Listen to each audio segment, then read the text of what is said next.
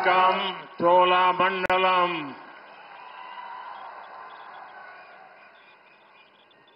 परम आदरणीय आदिनम मठाधीशगण, चिन्मया मिशन के स्वामीगण, तमिलनाडु के governor RN. Ravi ji, cabinet में मेरे सहयोगी डॉक्टर एल. मुरुगन जी, स्थानीय सांसद थिरुमा बलवन जी, मंच पर मौजूद तमिलनाडु के मंत्री, संसद में मेरे साथी आदरणीय श्री इलैयाराजा जी, सभी ओदवारों, भक्त, स्टूडेंट्स, कल्चरल हिस्टोरियंस और मेरे प्यारे भाई और बहनों, नमः शिवाय। नमः शिवाय। वार्धा नादन ताल वार्धा इमेई पोळदम येन नेंजिल निंगादान ताल वार्धा।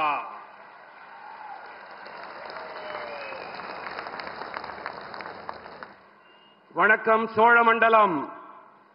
பெருமதிப்பிற்குரிய ஆதீனங்களே, மடாதிபதிகளே, சின்மயா மிஷனைச் சேர்ந்த சுவாமிமார்களே, தமிழ்நாட்டின் ஆளுநர் மாண்புமிகு ஆர்.என். ரவி அவர்களே, அமைச்சரவையின் என் சகாவான டாக்டர் எல். முருகன் அவர்களே, தொகுதியின் நாடாளுமன்ற உறுப்பினர் தொல்காப்பியன் திருமாவளவன் அவர்களே, மேடையில் அமைந்திருக்கும் தமிழ்நாட்டின் அமைச்சர்களே,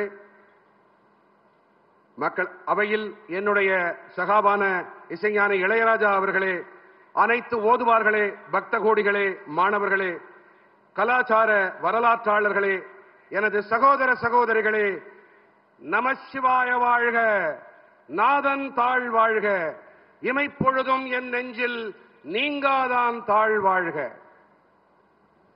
मैं देख रहा था कि जब जब नयनार नागेंद्रन का नाम आता था, चारों तरफ उत्साह का वातावरण से एकदम से माहौल बदल जाता था। साथियों,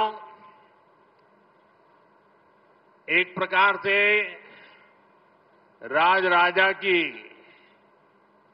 ये श्रद्धा भूमि है और उस श्रद्धा भूमि में इलैयाराजा ने आज जिस प्रकार से शिव भक्ति में हम सबको डुबो दिया, सावन का मास हो, राजराजा की श्रद्धा भूमि हो और इलैयाराजा की तपस्या हो, कैसा अद्भुत वातावरण, बहुत अद्भुत वातावरण। और मैं तो काशी का सांसद हूं और जब ओम नमः शिवाय सुनता हूं तो रोंगटे खड़े हो जाते हैं। சகோதர சகோதரிகளே, நான் ஒரு விஷயத்தை கவனித்தேன். எப்போதெல்லாம் நயினார் நாகேந்திரன் அவர்களின் பெயர் கூறப்படுகிறதோ, உங்களிடத்திலே ஒரு உற்சாக கொப்பளிப்பை நான் கவனித்து விட்டேன். இது ராஜராஜ சோழனின் இடம். இந்த இடத்திலே அவையிலே என்னுடைய சகாவான இளையராஜா அவர்களின் சிவபக்தி இந்த மழை காலத்திலே இது மிகவும் சுவாரஸ்யமாக பக்தி நிரம்பியதாக இருந்தது. நான் காசியின் நாடாளுமன்ற உறுப்பினர். இங்கே இந்த சிவ கோஷத்தை கேட்கும் பொழுது எனக்கு உள்ளுக்குள்ளே மிகவும் பரவசமாக இருக்கின்றது. साथियों, शिव दर्शन की अद्भुत ऊर्जा, श्री इलैयाराजा का संगीत, ओदवार का मंत्रोच्चार, वाकई ये स्पिरिचुअल एक्सपीरियंस आत्मा को भाव विभोर कर देता है। நண்பர்களே, சிவ தரிசனத்தால் அற்புதமான சக்தி. இளையராஜா அவர்களின் இசை, ஓதுவார்தம் மந்திர உச்சாடனங்கள், உண்மையிலேயே இந்த ஆன்மீக அனுபவம் என் ஆன்மாவை ஆனந்த வெள்ளத்தில் ஆழ்த்திவிட்டது.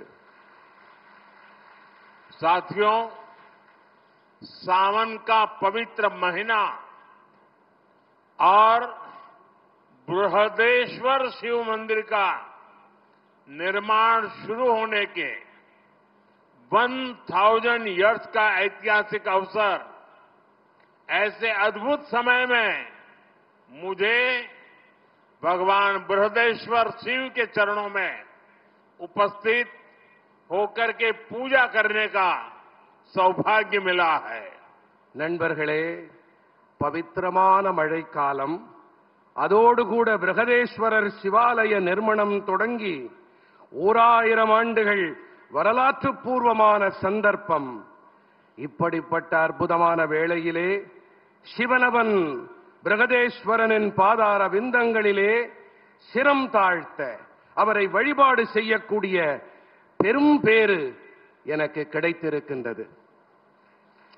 मैंने इस ऐतिहासिक मंदिर में 140 करोड़ भारतीयों के कल्याण और भारत की निरंतर प्रगति के लिए प्रार्थना की है. मेरी कामना है भगवान शिव का आशीर्वाद सबको मिले. नमः पार्वती पतये, हर हर महादेव. நான் இந்த சரித்திர பூர்வமான ஆலயத்திலே 140 கோடி நாட்டு மக்களின் நலனுக்காகவும் பாரத நாட்டின் நிரந்தர வளர்ச்சிக்காகவும் என் வேண்டுதல்களை முன்வைத்தேன். என் விருப்பமெல்லாம் இறைவன் சிவனாரின் நல்லாசிகள் அனைவருக்கும் கிடைக்க வேண்டும். நம பார்வதி பதயே, हर हर महादेव. साथियों, मुझे यहां आने में विलंब हुआ. मैं यहां तो जल्दी पहुंच गया था, लेकिन भारत सरकार के सांस्कृतिक मंत्रालय ने जो अद्भुत प्रदर्शनी लगाई है, ज्ञानवर्धक है, प्रेरक है और हम सब गर्व से भर जाते हैं कि 1000 साल हमारे पूर्वजों ने किस प्रकार से मानव कल्याण को लेकर के दिशा दी. कितनी विशालता थी, कितनी व्यापकता थी, कितनी भव्यता थी. और ने बताया मुझे पिछले एक सप्ताह से हजारों लोग ये प्रदर्शनी को देखने के लिए आ रहे हैं. ये दर्शनीय है और मैं तो सबको कहूंगा कि इसको आप जरूर देखें. நண்பர்களே, நான் வருவதற்கு சற்றே தாமதமாகிவிட்டது. இதற்கு காரணம் பாரத அரசின் கலாச்சார அமைச்சகம் ஒரு கண்காட்சிக்கு ஏற்பாடு செய்திருக்கின்றது. மிகவும் அற்புதமான ஒரு கண்காட்சி. இதை பார்த்த பிறகு, அங்கிருக்கும் வெளிப்பாடுகளை நான் கண்ணுற்ற பிறகு என் நெஞ்சத்தில் பெருமிதம் பொங்கியது, உற்சாகம் ஊற்றெடுத்தது. மக்கள் நலனுக்காக இதிலே இருக்கக்கூடிய கூறுகள் எத்தனை விசாலமான எண்ணம், மனித சமுதாயம் நன்றாக இருக்க வேண்டும் என்ற எண்ணம் எப்படி இந்த வெளிப்பாடுகளில் தொனிக்கிறது என்பதை பார்த்து நான் வியப்பெய்தினேன். அனைவரும் இந்த கண்காட்சியை, இங்கிருக்கும் வெளிப்பாடுகளை கண்டிப்பாக பார்க்க வேண்டும் என்பதைத்தான் நான் இங்கே வலியுறுத்தி கூறிக்கொள்ளுகின்றேன். साथियों, आज मुझे यहां चिन्मय मिशन के प्रयासों से तमिल गीता की एल्बम लॉन्च होने का अवसर भी मिला है. ये प्रयास भी विरासत को सहेजने के हमारे संकल्प को ऊर्जा देता है. मैं इस प्रयास से जुड़े सभी लोगों का भी बहुत बहुत अभिनंदन करता हूं। நண்பர்களே, சின்மயா மிஷனுடைய முயற்சிகள் காரணமாக தமிழ் மொழியிலே பகவத்கீதை இசைத்தொகுப்பை வெளியிடும் வாய்ப்பு எனக்கு கிடைத்தது. இந்த முயற்சியும் கூட நமது பாரம்பரியத்தை போற்றி பாதுகாக்கும் நம்முடைய மன உறுதிக்கு சக்தி கூட்டுகிறது. இந்த முயற்சியோடு இணைந்திருக்கும் அனைவருக்கும் நான் என் நெஞ்சார்ந்த பாராட்டுக்களை தெரிவித்துக் கொள்ளுகின்றேன். साथियों, चोला राजाओं ने अपने राजनयिक और व्यापारिक संबंधों का विस्तार श्रीलंका, मालदीव और दक्षिण पूर्व एशिया तक किया था। ये भी एक संयोग है कि मैं कल ही मालदीव से लौटा हूं और आज तमिलनाडु में इस कार्यक्रम का हिस्सा बना हूं. நண்பர்களே, சோழ அரசர்கள் தங்களுடைய அரசியல் மற்றும் வியாபார தொடர்புகளின் விரிவாக்கத்தை இலங்கை, மாலத்தீவுகள் மற்றும் தென்கிழக்கு ஆசியா வரை செய்திருந்தார்கள். நான் நேற்று தான் மாலத்தீவுகளிலிருந்து திரும்பி வந்தேன். இன்று தமிழ்நாட்டின் இந்த நிகழ்ச்சியிலே நான் கலந்து கொள்ளுகிறேன். மிக உவப்பெய்துகிறேன். हमारे शास्त्र कहते हैं शिव के साधक भी शिव में ही समाहित होकर उनकी ही तरह अविनाशी हो जाते हैं। इसलिए शिव की अनन्य भक्ति से जुड़ी भारत की चोला विरासत भी आज अमर हो चुकी है. நண்பர்களே, சிவபக்தர்களே, சிவனை வழிபாடு செய்பவனும் சிவபெருமானிலேயே கலந்து விடுகிறான், அவரைப் போலவே அழிவற்றவனாகி விடுகிறான் என்று நமது சாத்திரங்கள் ஓங்கி ஒலிக்கின்றன. ஆகையால் தான் சிவபெருமானிடத்திலே ஆழ்ந்த பக்தி கொண்ட பாரத தேசத்து சோழர்களின் பாரம்பரியமும் கூட இன்று அமரத்துவம் அடைந்து விட்டது. राजा चोला, राजेंद्र चोला, ये नाम भारत की पहचान और गौरव के पर्याय है. चोला साम्राज्य का इतिहास और विरासत ये भारत के वास्तविक सामर्थ्य का, ट्रू पोटेंशियल का उद्घोष है. ராஜராஜ சோழன், ராஜேந்திர சோழன், இந்த பெயர்கள் பாரதத்தின் அடையாளங்கள், கௌரவத்தின் இணை சொற்கள். சோழ பேரரசு, சோழ சாம்ராஜ்யத்தின் வரலாறு மற்றும் பாரம்பரியம், இவை பாரதத்தின் மெய்யான வல்லமையின் இயலாற்றலின் பிரகடனங்கள். ये भारत के उस सपने की प्रेरणा है जिसे लेकर आज हम विकसित भारत के लक्ष्य की ओर आगे बढ़ रहे हैं.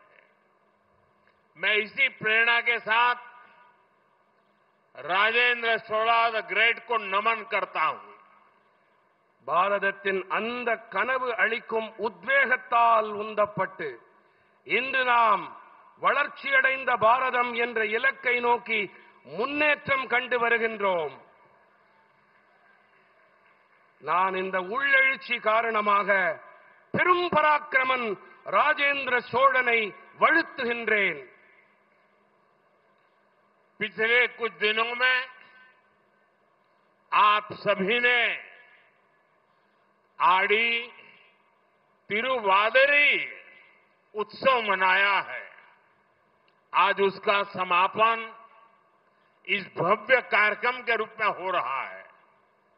मैं इसमें सहयोग करने वाले सभी लोगों को बधाई देता हूं. கடந்த சில தினங்களில் நீங்கள் அனைவரும் ஆடி திருவாதிரை உற்சவத்தை கொண்டாடினீர்கள். இன்று அதன் நிறைவு இந்த மகத்தான நிகழ்ச்சி வாயிலாக நடைபெற்றுக் கொண்டிருக்கின்றது. நான் இதற்கு தோள் கொடுத்த அனைவருக்கும் என் நல்வாழ்த்துக்களை தெரிவித்துக் கொள்ளுகின்றேன். साथियों, इतिहासकार मानते हैं कि चोला साम्राज्य का दौर भारत के स्वर्णिम युगों में से एक था। इस युग की पहचान उसकी सामरिक ताकत से होती है। मदर ऑफ डेमोक्रेसी के रूप में भारत की परंपरा को भी चोला साम्राज्य ने आगे बढ़ाया था। इतिहासकार लोकतंत्र के नाम पर ब्रिटेन के मैग्ना कार्टा की बात करते हैं, लेकिन कई सदी पहले चोला साम्राज्य में कुड़ा वोलोई अमयिप से लोकतांत्रिक पद्धति से चुनाव होते थे. நண்பர்களே, சோழ சாம்ராஜ்யத்தின் காலகட்டம் பாரதத்தின் பொற்காலங்களில் ஒன்றாக இருந்தது என்று வரலாற்று ஆசிரியர்கள் கருதுகின்றார்கள். இந்த காலகட்டம் அவர்களுடைய போர்த்திறன் வலிமையால் அளக்கப்படுகின்றது. ஜனநாயகத்தின் தாய் என்ற வகையிலும் கூட பாரதத்தின் பாரம்பரியத்தை சோழ சாம்ராஜ்யம் முன்னெடுத்துச் சென்றது. வரலாற்று ஆய்வாளர்கள் மக்களாட்சி என்று சொன்னால் பிரிட்டனுடைய மேக்னா கார்ட்டாவை பற்றி பேசத் தொடங்கி விடுவார்கள். ஆனால் பல நூற்றாண்டுகள் முன்பாகவே சோழ சாம்ராஜ்யத்தில் குடவோலை முறை வாயிலாக ஜனநாயக வழிமுறைப்படி தேர்தல்கள் நடந்தன. आज दुनिया भर में वाटर मैनेजमेंट और इकोलॉजी प्रिजर्वेशन की इतनी चर्चा होती है। हमारे पूर्वज बहुत पहले से इनका महत्व समझते थे।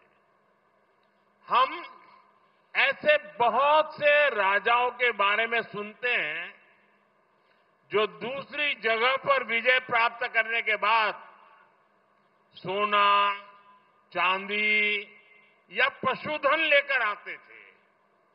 लेकिन देखिए, राजेंद्र चोला की पहचान वे गंगाजल लाने के लिए है। वो गंगाजल ले आए थे। இன்று உலகெங்கிலும் நீர் மேலாண்மை, சூழலியல் பாதுகாப்பு ஆகியவை பற்றிய ஏராளமான விவாதங்கள் நடக்கின்றன. நமது முன்னோர்களோ மிக பழமையான காலத்திலேயே கூட இவற்றின் மகத்துவத்தை நன்கு அறிந்து வைத்திருந்தார்கள். மற்ற இடங்களிலிருந்து தங்கம், வெள்ளி அல்லது பசுக்கள், பிற கால்நடைகள் என்று கவர்ந்து வந்த பல அரசர்களை பற்றி நாம் கேள்விப்பட்டிருக்கின்றோம். ஆனால் பாருங்கள், ராஜேந்திர சோழனுடைய அடையாளமோ புனித கங்கை நீரை கொண்டு வந்ததோடு இருக்கிறது. राजेंद्र चोला ने उत्तर भारत से गंगा जल लाकर दक्षिण में स्थापित किया। गंगा जलमयम जयस्तंभम, उस जल को यहां चोला गंगा येरी, चोला गंगा झील में प्रवाहित किया गया, जिसे आज பொன்னேரி झील के नाम से जाना जाता है. ராஜேந்திர சோழன் வடபாரதத்திலிருந்து புனித கங்கை நீரை கொண்டு வந்து தெற்கிலே நிறுவினான். கங்கா ஜலமயம் ஜெயஸ்தம்பம், இந்த நீரை கொண்டு இங்கே சோழகங்கை ஏரியிலே இட்டு நிரப்பினான். இது இன்று பொன்னேரி என்ற பெயரால் அழைக்கப்பட்டு வருகின்றது. साथियों, राजेंद्र चोल ने गंगईकोंड चोलपुरम कोविल की स्थापना भी की थी। यह मंदिर आज भी विश्व का एक आर्किटेक्चरल वंडर है। ये भी चोला साम्राज्य की ही देन है कि मां कावेरी की इस धरती पर मां गंगा का उत्सव मनाया जा रहा है। ராஜேந்திர சோழன் கங்கை கொண்ட சோழபுரம் ஆலயத்தை நிர்மாணமும் செய்தான். இந்த ஆலயம் இன்றும் கூட உலகின் ஒரு கட்டிடவியல் அற்புதமாக திகழ்கின்றது. அன்னை காவிரி பெருகி பாயும் இந்த பூமியிலே அன்னை கங்கைக்கு திருவிழா எடுக்கப்படுவது என்பதும் கூட சோழ சாம்ராஜ்யத்தின் नरकोड़यागम। मुझे बहुत खुशी है कि आज उस ऐतिहासिक प्रसंग की स्मृति में एक बार फिर गंगा जल को काशी से यहां लाया गया है।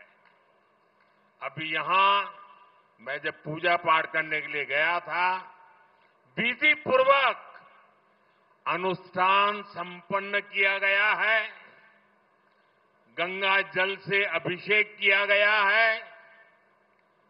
और मैं तो काशी का जनप्रतिनिधि हूं और मेरा मां गंगा से एक आत्मीय जुड़ाव है। चोला राजाओं के ये कार्य, उनसे जुड़े ये आयोजन, ये एक भारत श्रेष्ठ भारत के महायज्ञ को नई ऊर्जा, नई शक्ति और नई गति देते हैं। அந்த வரலாற்று முக்கியத்துவம் கொண்ட பின்புலத்தின் நினைவினிலே மீண்டும் ஒருமுறை கங்கை நீரை காசியிலிருந்து இங்கே கொண்டு வந்திருப்பது எனக்கு மட்டற்ற மகிழ்ச்சியையும் உவகையையும் அளிக்கின்றது.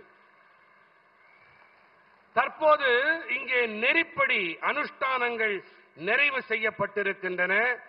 புனித கங்கை நீரால் அபிஷேகங்கள் செய்யப்பட்டன. நான் காசியின் மக்கள் பிரதிநிதி.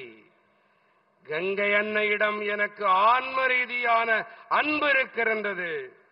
சோழ அரசர்களின் இந்த செயல், அதோடு இணைந்த இந்த ஏற்பாடு ஒரே பாரதம் உன்னத பாரதம் என்ற பெருவேள்வியை போன்றது. இது உற்சாகம் அளிக்கவல்லது, கருத்தூக்கம் அளிக்கவல்லது. भाइयों बहनों, चोला राजाओं ने भारत को सांस्कृतिक एकता के सूत्र में पिरोया था। आज हमारी सरकार चोला युग के उन्हीं विचारों को आगे बढ़ा रही है। हम काशी तमिल संगमम और सौराष्ट्र तमिल संगमम जैसे आयोजनों के जरिए एकता के सदियों पुराने सूत्रों को मजबूत बना रहे हैं। गंगई कौन चोलपुरम जैसे तमिलनाडु के प्राचीन मंदिरों का भी एएसआई के जरिए संरक्षण किया जा रहा है। சகோதர சகோதரிகளே, சோழ அரசர்கள் பாரதத்தை கலாச்சார ஒற்றுமை என்ற இழை கொண்டு இணைத்தார்கள். இன்று நம்முடைய அரசாங்கம் சோழர்களுடைய இதே கருத்துக்களை, எண்ணங்களை முன்னெடுத்துச் செல்லுகின்றது. நாங்கள் காசி தமிழ்ச் சங்கமம், சௌராஷ்டிரா தமிழ்ச் சங்கமம் போன்ற ஏற்பாடுகள் வாயிலாக ஒற்றுமையின், ஒருமைப்பாட்டின் பல நூற்றாண்டு கால பழமையான கோட்பாடுகளை பலப்படுத்தி வருகின்றோம். கங்கை கொண்ட சோழபுரம் போன்ற தமிழகத்தின் பண்டைய ஆலயங்களையும் கூட இந்திய தொல்லியல் ஆய்வகம் வாயிலாக இப்போது பராமரிக்கப்பட்டு வருகின்றன. जब देश की नई संसद का लोकार्पण हुआ तो हमारे शिव आधीनम के संतों ने उस आयोजन का आध्यात्मिक नेतृत्व किया था। सब यहां मौजूद है। तमिल संस्कृति से जुड़े पवित्र सेंगोल को संसद में स्थापित किया गया है। मैं आज भी उस पल को याद करता हूं तो गौरव से भर जाता हूं। தேசத்தின் புதிய நாடாளுமன்றம் நாட்டுக்கு அர்ப்பணிக்கப்பட்ட வேளையிலே நமது சிவாதீனங்கள் புனிதர்கள் அந்த நிகழ்ச்சியின் ஆன்மீக தலைமையை ஏற்றார்கள். இதோ அவர்கள் உங்கள் மத்தியிலே இங்கே வீற்றிருக்கின்றார்கள். தமிழ் கலாச்சாரத்தோடு இணைந்த புனிதமான செங்கோல் நாடாளுமன்றத்தில் நிறுவப்பட்டது. அந்த கணங்களை நான் இன்று நினைத்து பார்த்தாலும் கூட என் நெஞ்சம் பெருமிதத்தில் பொங்குகிறது. साथियों, मैंने अभी चिदंबरम के नटराज मंदिर के कुछ दीक्षितरों से मुलाकात की है.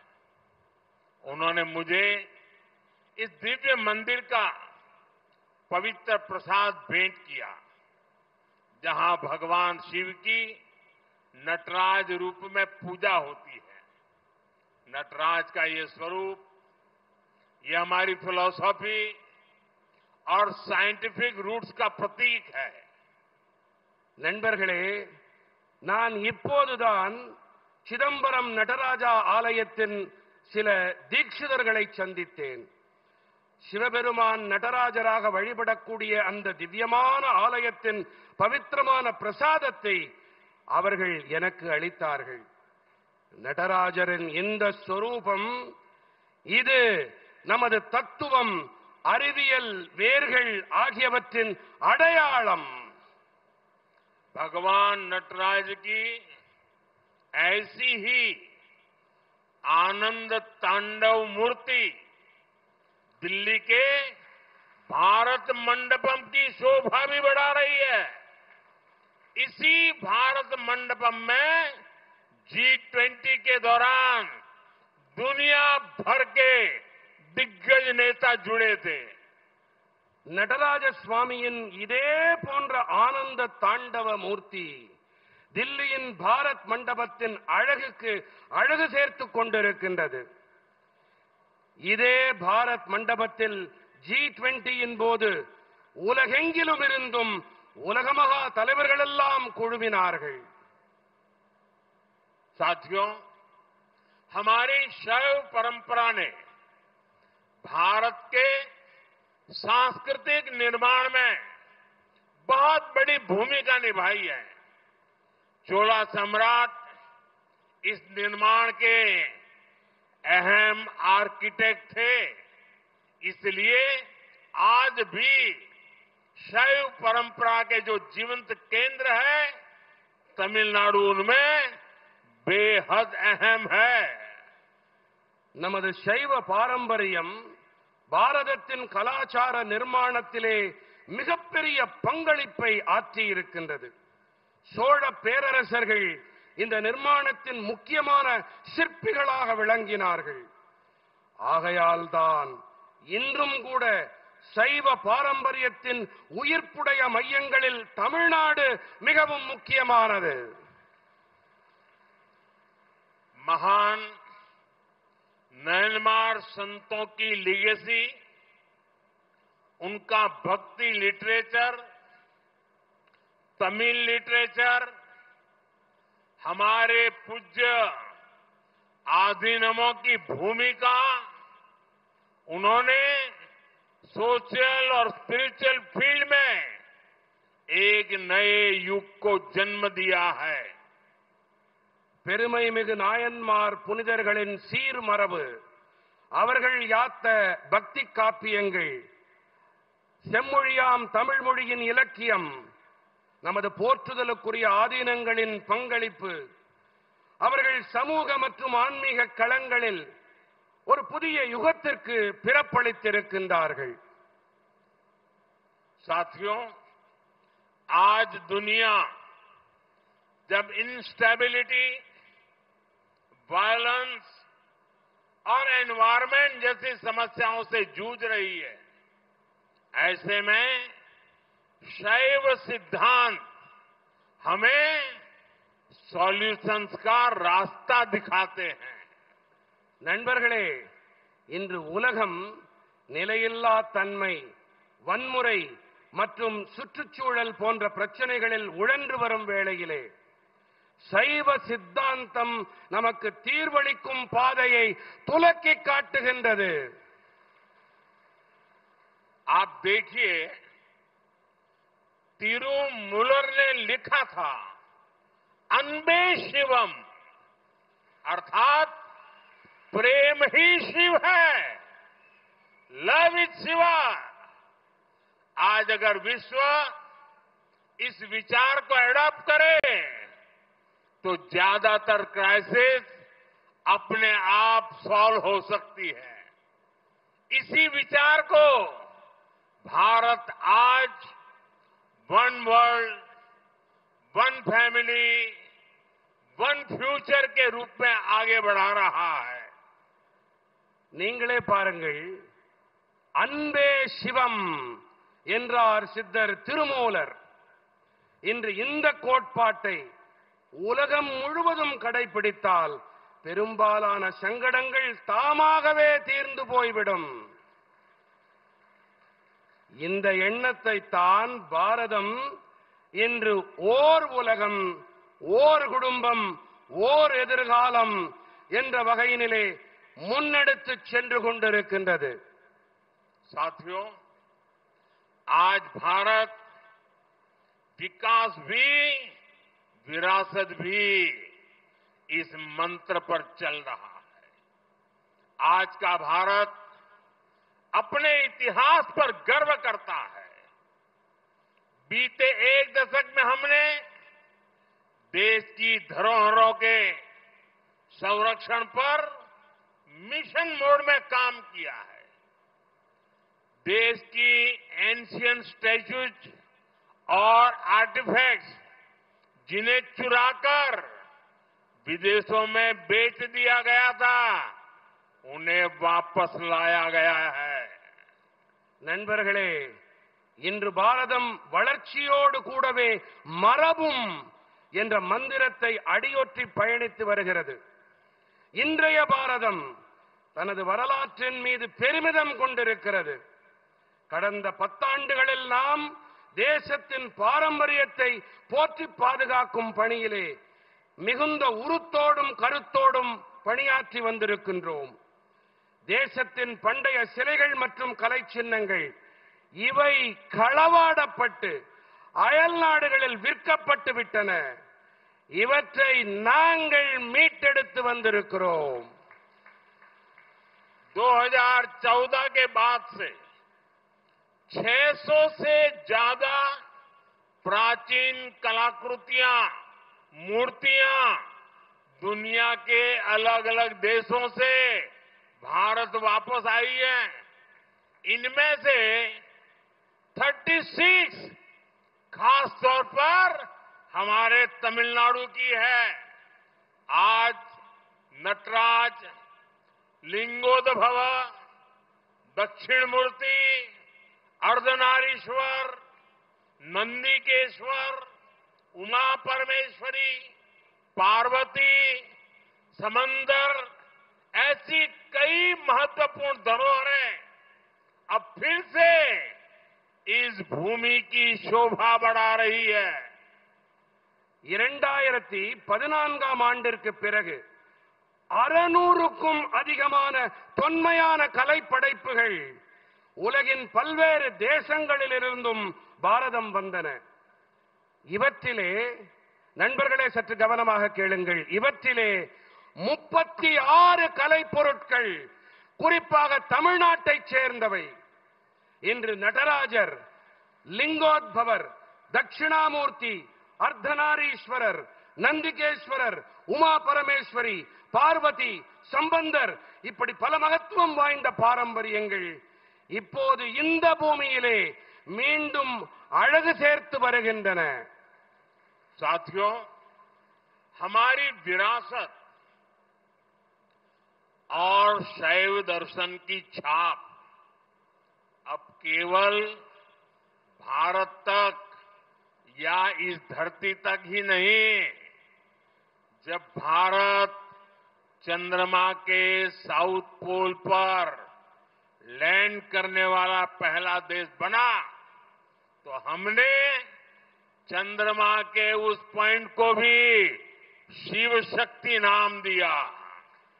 चंद्रमा के उस अहम हिस्से की पहचान अब शिव शक्ति के नाम से होती है। நண்பர்களே, நமது மரபும் சைவ தத்துவத்தின் முத்திரையும் பாரதம் வரை மட்டுமோ அல்லது இந்த பூமியுடனோ மட்டும் நின்று போய்விடவில்லை. பாரதம் நிலவின் தென்துருவத்தில் இறங்கிய முதல் தேசமானது. அப்போது நாம் நிலவின் அந்த இடத்திற்கு சிவசக்தி என்று பெயர் சூட்டினோம். நிலவின் அந்த முக்கியமான பாகம், அந்த பகுதி இனி சிவசக்தி என்ற பெயரால் அடையாளம் காணப்படும்.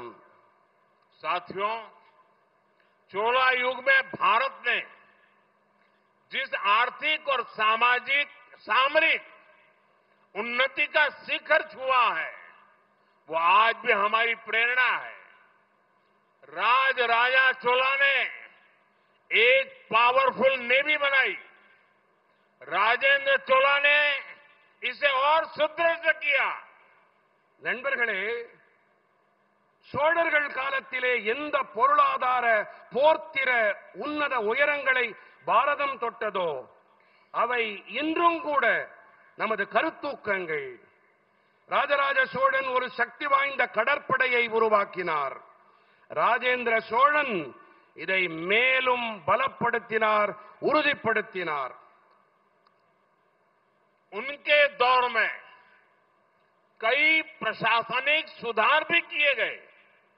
उन्होंने लोकल एडमिनिस्ट्रेटिव सिस्टम को सशक्त बनाया. एक मजबूत राजस्व प्रणाली लागू की गई. व्यापारिक उन्नति, समुद्री मार्गों का इस्तेमाल, कला और संस्कृति का प्रचार प्रसार. भारत हर दिशा में तेजी से आगे बढ़ रहा था. அவருடைய காலகட்டத்திலே பல்வேறு நிர்வாக மேம்பாடுகள் புரியப்பட்டன. அவர் உள்ளூர் நிர்வாக அமைப்பினை சக்தியுடையதாக ஆக்கினார். ஒரு பலமான நிதி வழிமுறையை அமல் செய்தார்.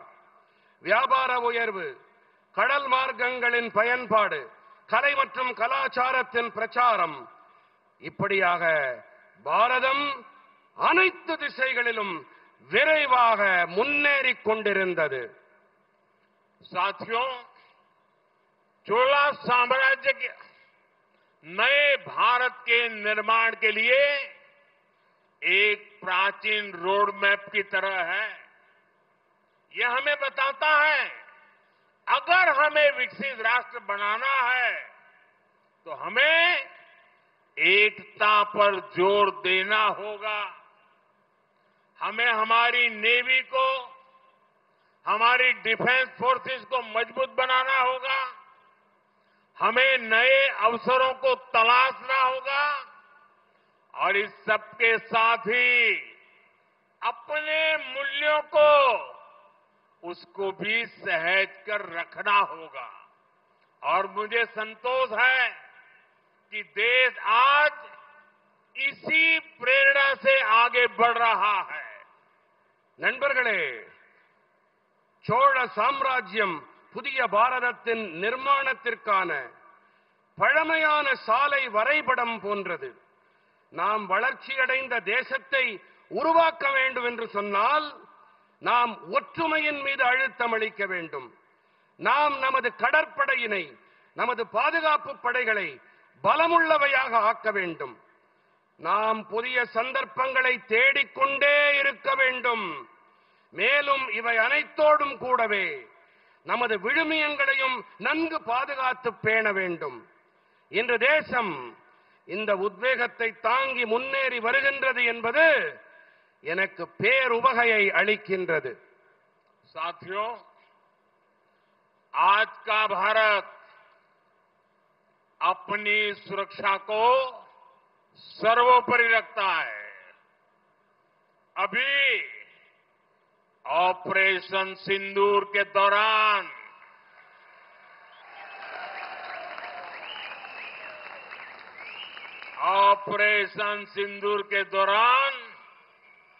दुनिया ने देखा है कि कोई अगर भारत की सुरक्षा और संप्रभुता पर हमला करता है तो भारत उसे कैसे जवाब देता है। ऑपरेशन सिंदूर ने दिखा दिया है कि भारत के दुश्मनों के लिए, आतंकवादियों के लिए अब कोई ठिकाना सुरक्षित नहीं है।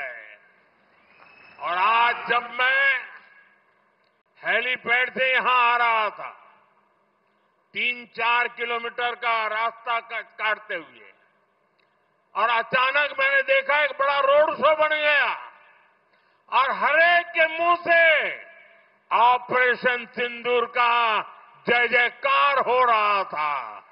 ये पूरे देश में ऑपरेशन सिंदूर ने एक नई चेतना जगाई है, नया आत्मविश्वास पैदा किया है और दुनिया को भी भारत की शक्ति को स्वीकार करना पड़ रहा है। நண்பர்களே, இன்றைய பாரதம் தனது பாதுகாப்பை அனைத்தையும் விட பெரிதாக கருதுகின்றது. யாராவது பாரதத்தின் பாதுகாப்பு மற்றும் இறையாண்மை மீது தாக்குதல் தொடுத்தால் பாரதம் எப்படிப்பட்ட பதிலடியை கொடுக்கும் என்பதை ஆபரேஷன் சிந்தூரின் போது உலகமே உற்று பார்த்தது. பாரதத்தின் எதிரிகளுக்கும் பயங்கரவாதிகளுக்கும் எந்த ஒரு மறைவிடமும் பாதுகாப்பானது கிடையாது என்பதை ஆபரேஷன் சிந்தூர் வெளிச்சம் போட்டு காட்டியது. நண்பர்களே, நான் இங்கே வந்தபோது அங்கே ஹெலிபேடிலே தரையை தொட்டேன். சற்றேறக்குறைய 3-4 கிலோமீட்டர்கள் தொலைவில் இருந்தது அது. அப்போது அங்கே சாலையிலே ஒரு ரோட் ஷோவிற்கு ஏற்பாடு செய்யப்பட்டிருந்தது. அனைவரிடத்திலும் ஆபரேஷன் சிந்தூரின் ஜெயகோஷம் அவர்கள் வாயிலே இதுவே மந்திர ஒலியாக ஒலித்துக் கொண்டிருந்தது. இதே உணர்வுதான் நாடு முழுவதிலும் இருக்கும் குடிமக்கள் மனதிலும் குரலிலும் ஒலித்துக் கொண்டிருக்கின்றது, பிரதிபலித்து வருகின்றது. நம் நாட்டில் மட்டுமல்ல, உலகமே இதை கண்டு வியந்து பார்க்கிறது. இந்தியாவின் வல்லமையை உலகம் தெரிந்து கொண்டு வருகின்றது. साथियों, हम सब जानते हैं कि राजेंद्र चोला ने गंगईकोंड चोलपुरम का निर्माण कराया तो उसके शिखर को तंजावुर के बृहदेश्वर मंदिर से छोटा रखा। वो अपने पिता के बनाए मंदिर को सबसे ऊंचा रखना चाहते थे। अपनी महानता के बीच भी राजेंद्र चोला ने विनम्रता दिखाई थी. நண்பர்களே, ராஜேந்திர சோழன் கங்கை கொண்ட சோழபுரத்தை நிர்மாணம் செய்தாலும் கூட அதனுடைய கோபுரத்தை தஞ்சாவூர் பிரகதீஸ்வரர் ஆலய கோபுரத்தை விட குறைவானதாக வைத்தார் என்பதை நாம் அனைவரும் அறிவோம். தனது தந்தையாரால் கட்டியெழுப்பப்பட்ட ஆலயத்தின் கோபுரத்தை அனைத்தையும் விட உயரமானதாக தக்க வைக்கவே அவர் விரும்பினார். தனது மகத்துவத்திற்கும் இடையேயும் கூட ராஜேந்திர சோழன் மிகுந்த பணிவினை வெளிப்படுத்தினார். आज का नया भारत इसी भावना पर आगे बढ़ रहा है. हम लगातार मजबूत हो रहे हैं, लेकिन हमारी भावना विश्व बंधु की है, विश्व कल्याण की है. இன்றைய புதிய பாரதம் இதே உணர்வின் ஆதாரத்தில் முன்னேறி கொண்டிருக்கின்றது. நாம் தொடர்ந்து பலமடைந்து வருகின்றோம் என்றாலும் கூட நமது உணர்வுகள் உலகத்தின் நண்பனுக்கானவை, உலக நலனுக்கானவை. साथियों, अपनी विरासत पर गर्व की भावना को आगे बढ़ाते हुए आज मैं यहां एक और संकल्प ले रहा हूं। आने वाले समय में हम तमिलनाडु में राजराजा चोला और उनके पुत्र और महान शासक राजेंद्र चोला प्रथम की भव्य प्रतिमा स्थापित करेंगे। ये प्रतिमाएं हमारी ऐतिहासिक चेतना का आधुनिक स्तंभ हो बनेगी। நண்பர்களே, நம்முடைய பாரம்பரியத்தின் மீது பெருமித உணர்வை முன்னெடுக்கும் வேளையிலே இன்று இங்கு மேலும் ஒரு உறுதிப்பாட்டை நான் மேற்கொள்கிறேன். வரவிருக்கும் காலங்களிலே நாம் தமிழ்நாட்டிலே ராஜராஜ சோழன் அவருடைய மைந்தன் மகத்தான ஆட்சியாளர் முதலாம் ராஜேந்திர சோழனுடைய பிரமாதமான உருவச் சிலையை நிர்மாணம் செய்வோம்.